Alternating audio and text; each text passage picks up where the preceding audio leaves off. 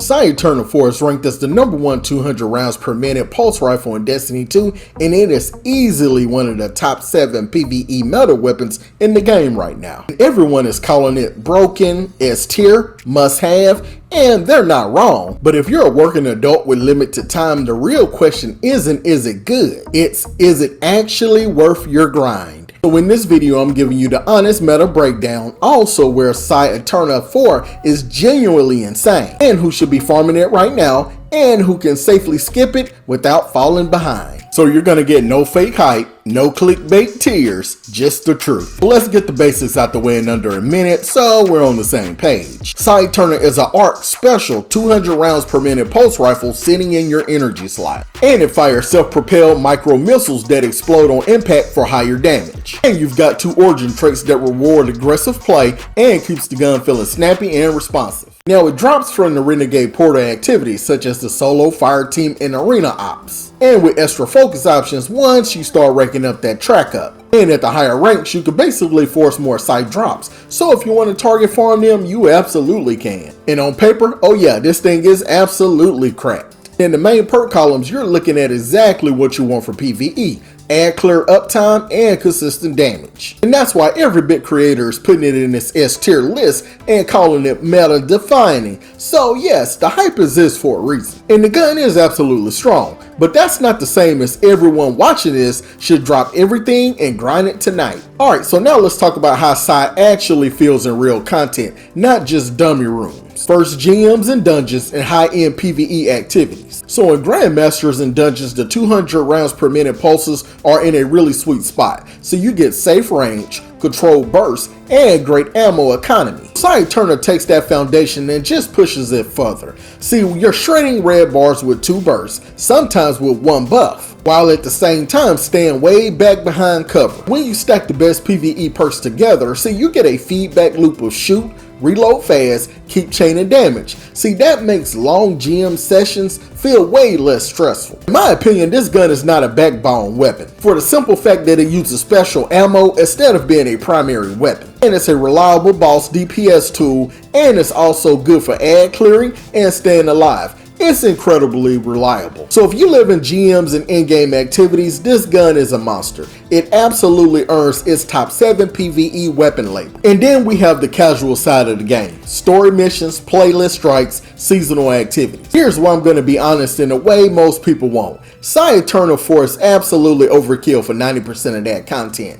Does it feel amazing to use? Yeah, totally. But if you're logging in for an hour after work to clear a few bounties, a random decent pulse rifle or auto rifle would do the job almost just as well. See, in low-end content, Psi is more of a luxury experience than a hard requirement. Alright, so let's answer the big question. Who should stop what they're doing and farm the Psi Aeterna IV right now? Profile number 1, GM Grinders. See, if you're running Grandmasters every week, chasing titles, scorecards, or just living in high difficulty content, hey, this weapon is absolutely worth your time. It makes those runs safer, smoother, and faster. See, it's gonna give you range, control, reliability, and ad clear that you're gonna feel in almost every single GM you touch. Profile number 2, raid and dungeon regulars. So if your friends are pinging you for raid nights or you're forming dungeon for armor rolls, Psi Aeterna IV is a fantastic workhorse special weapon. It's the gun you can throw in pretty much any encounter and trust it to do its job. You're not swapping off of it in every other room. See, it just works as long as you have special ammo. Profile number 3, the meta collectors.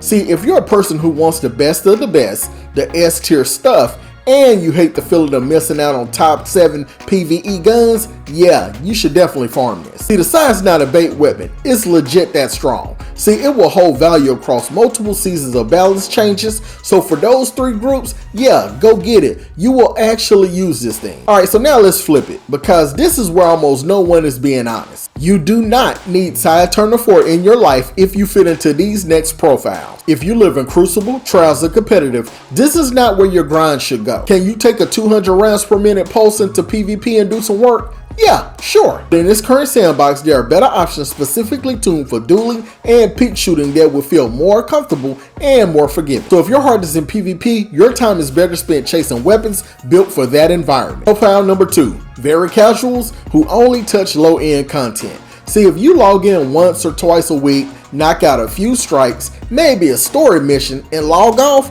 you're not going to feel any life-changing difference between the Psi Aeterna IV and a decent pulse rifle you already have. You'll notice it feels nice, but you won't be in that content where the extra 10 or 20% performance actually matters. Profile number 3. Players already sitting on the stacked PvE special weapon. If you have a top tier special weapon such as the Praxic Blade, see, the Psi Aeterna IV is more of a side grade for you. So it's not going to completely invalidate your entire vault overnight. So in that situation, grinding for a God roll Psi 4 is probably not the best use of your limited hours. Alright, so let's bring this down to a real decision you have to make.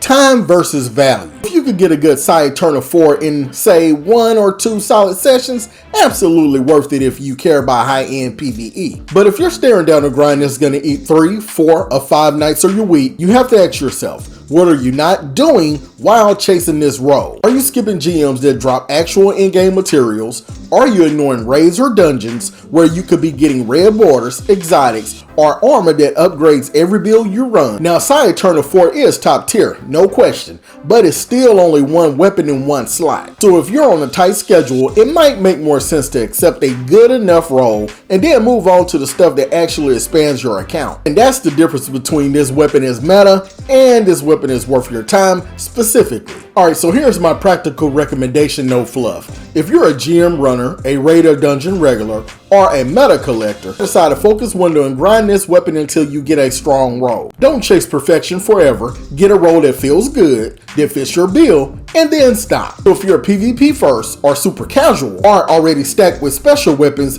put Psi on the nice to have if it drops list, not I must know life this list. But if it falls into your lap while you're doing other activities, great. If not, you're not suddenly irrelevant without it. Alright, so here's the verdict. The Psi Aeterna IV is absolutely S tier in PvE and deserves every bit of the top 7 reputation. Now, it's the best 200 rounds per minute pulse in Destiny 2 right now. It feels amazing to use, and in hard content, it absolutely pulls its weight. But that doesn't mean for every single player watching this video, they need to hard farm it tonight. See, if your time is limited, treat the gun like what it really is. A phenomenal tool for people who actually live in high-end PvE and a luxury toy for everyone else. So if you got value out of having someone actually say that out loud instead of screaming meta, meta, meta, hit like so this get pushed to more Destiny players who don't want their time wasted. Sub if you want honest meta breakdowns without fake hype, and I'll see you in the next one. If you do want to see my top 5 meta weapons in Destiny 2 Renegades, no BS, I would suggest you watch this video next. Also, don't forget to like and sub. You guys have a great day. Peace.